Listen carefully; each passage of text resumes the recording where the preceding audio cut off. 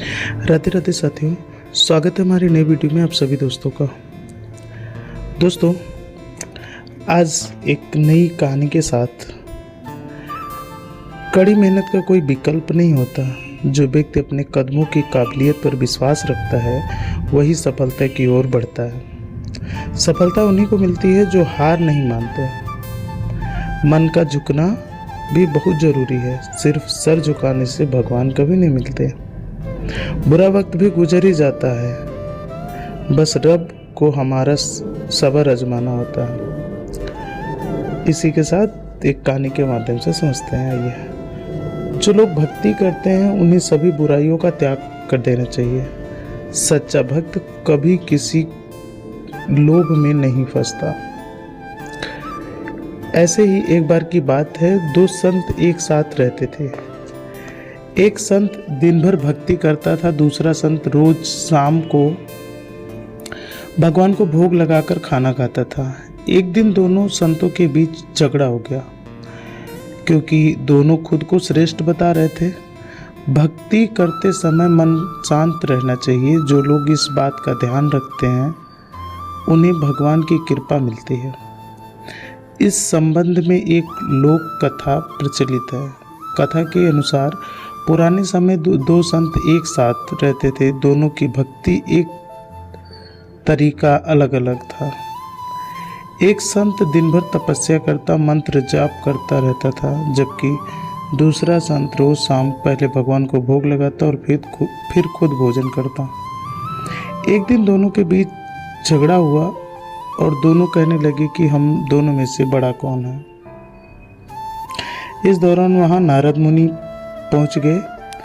नारद ने दोनों संतों से पूछा कि किस बात के लिए लड़ाई कर रहे हैं। संतों ने बताया कि हम ये तप नहीं कर पा रहे हैं क्योंकि हम दोनों में कौन बड़ा संत है यही जानना चाहते हैं। नारद ने कहा, ये तो छोटी सी बात है, इसका फैसला मैं कल कर दूंगा। अगले दिन नारद मुनि ने मंदिर के दोनों संतों की जगह के पास हीरे का एक अंगूठी रख दी। पहले तप करने वाला संत वहां पहुंचा।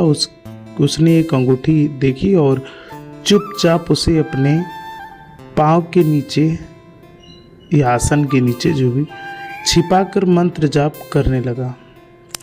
कुछ देर में दूसरा संत भगवान को भोग लगाने पहुंचा। उसने भी हीरे की अंगूठी देखी, लेकिन उसने अंगूठी की ओर ध्यान नहीं दिया। भगवान को भोग लगाया और खाना खाने लगा। उसने अंगूठी नहीं उठाई। उसके मन में लालच नहीं आया, क्योंकि उसे भरोसा था कि भगवान रोज उसके खाने की व्यवस्था जरूर करेंगे। कुछ देर बाद वहां नारद मुनि भी आ गए। दोनों संतों ने पूछा कि अब आप बता ही दो कि हम दोनों में से बड़ा संत कौन है। नारद ने तपस्या करने वाले संतों को खड़ा होने के लिए बोला। कहा, जैसे ही वह संत को खड़ा होने के लिए कहा, वैसे ही वह संत खड़ा हुआ तो उसके आसन के नीचे छुपी हुई अंगूठी दिखाई दी। नारद मुनि ने उससे कहा कि तुम दोनों में भोग लगाकर खाना खाने वाला संत बड़ा है। तपस्या करने वाले संत में चोरी करने की आदत है। उसमें भक्ति के समय भी चोरी करने से संकोच नहीं किया। जब भोग लगाने वाले संत की ओर ध्यान तक नहीं दिया, इस कारण वही बड़ा है। इस प्रसंग की सीख यह है कि इस प्रसंग की सीख में भक्ति तभी सफल होती है जब भक्त के मन में बुरे विचार ना हो, भक्त बुरे काम ना करता हो। जिस भक्त के विचार पवित्र और शुद्ध होते हैं, जो बुरे कर्मों से दूर रहता है, सिर्फ उसे ही भगवान की कृपा मिलती है। तो हमें भी छल कपट से दूर रहना चाहिए और भगवान की भक्ति जब भी करें आप निर्छल मन से करें। जीवन में कुछ भी अस्थायी नहीं है, इसलिए स्वयं को अधिक तनावग्रस्त ना करें, क्योंकि परिस्थितियां चाहे कितनी भी बुरी क्यों ना हो, बदलती जरूर है।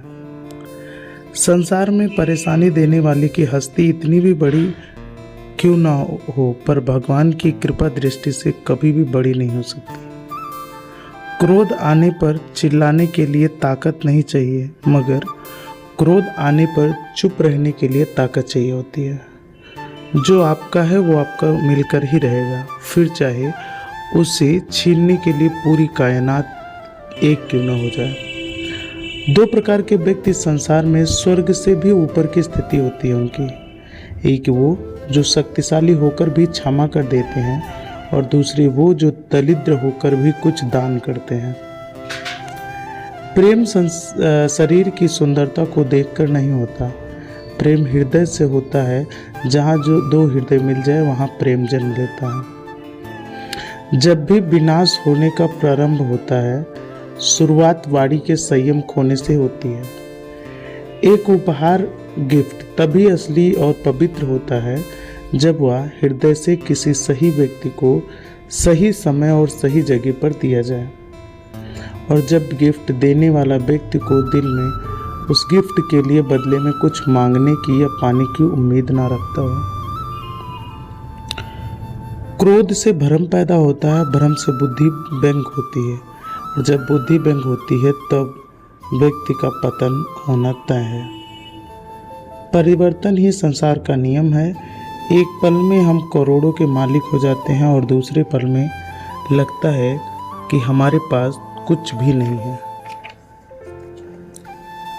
सिर्फ दुनिया के सामने जीतने वाला ही विजेता नहीं होता, बल्कि किन रिश्तों के सामने कब और कहाँ हारना है यह जानने वाला भी विजेता होता है। जीवन में सब कुछ